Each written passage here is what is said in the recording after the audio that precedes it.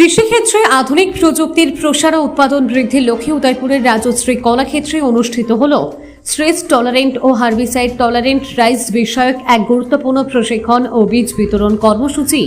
কটকের central rice research institute এবং সিকিমের ICAR national research centre for অর্কিডসের উদ্যোগে এই কর্মসূচির আয়োজন করা হয়। এতে যৌথ সহযোগিতা প্রদান করে রাজ্যের কৃষি ও কৃষক কল্যাণ দপ্তর, Bagma agri producer company limited এবং Kaksaban agri farmers fed producer company limited. সোমবার প্রদীপ প্রজ্বলনের মাধ্যমে এই বিশেষ শিবিরের উদ্বোধন করেন বিধায়ক জিতেন্দ্র মজুমদার।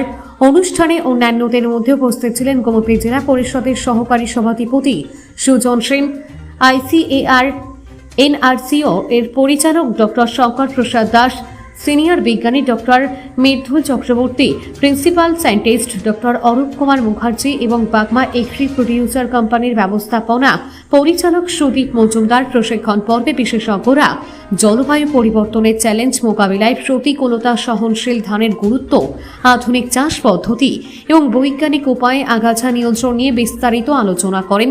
আলোচনা শেষে কৃষকদের মাঝে উন্নত মানের ধানের বীজ বিতরণ করা হয়। এই উদ্যোগকে ঘিরে স্থানীয় কৃষকদের মধ্যে ব্যাপক উৎসাহ দেখা গেছে। কৃষকদের মতে এই আধুনিক প্রযুক্তি ও প্রশিক্ষণ আগামী দিনে তাদের ফলন বাড়াতে এবং আত্মনির্ভর হতে বড় ভূমিকা নেবে। উদয়পুর প্রতিনিধির রিপোর্ট, অধিকার বার্তা। আপনারা দেখছেন অধিকার বার্তা।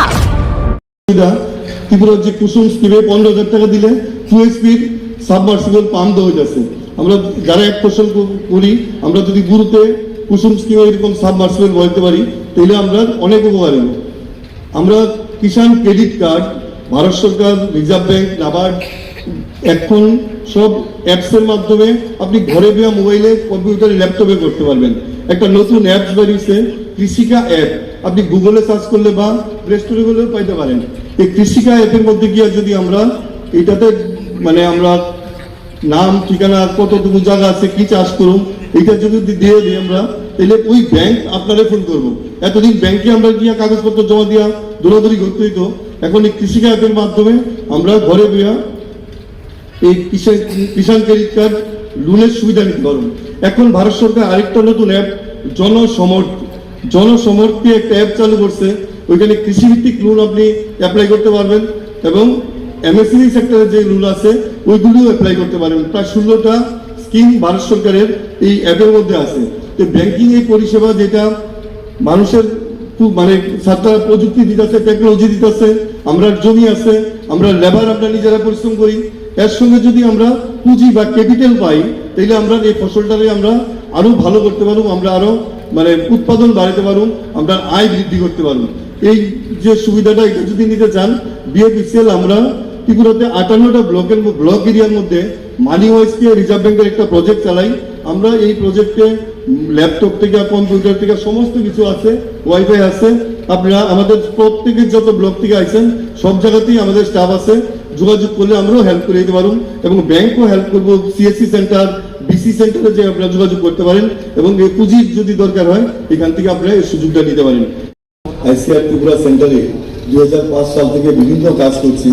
স্যারের ল্যাব টু ফিল্ড, স্যারের যেটা বিজ্ঞানী হিসাবে রিসার্চ সেন্টার ICAR আবিষ্কার করেছেন, আমরা এটা বাগমাতে, উইটাতে, দুধ পুষ্কিনী, মগ পুষ্কিনী এই অঞ্চলটাতে প্রথমে আমরা স্যারের এই গবেষণার যে আবিষ্কার, এটা আমরা প্রথম মানে অ্যাপ্লাই করেছিলাম। এর মধ্যে শিবুদা 5,000 10,000 ধান নিয়ে অনেক বড় কাজ করেছেন। স্যারের একটা আবিষ্কারের ধান সবচেয়ে বেশি, যেটা গুমতি ধান, TRC 2005/1, এটা স্যার প্রথম আবিষ্কার করেন। শামা মাসুরি এবং পাইজাম ধান আমরা যেটা এটা দিয়ে তৈরি করেন এবং এটা খুব জনপ্রিয় হয়। এবং খোয়াই ধান, গুমতি ধান গুমতি জেলায় বেশি হয়েছে, এই জন্য স্যার নাম দিয়েছিলেন গুমতি।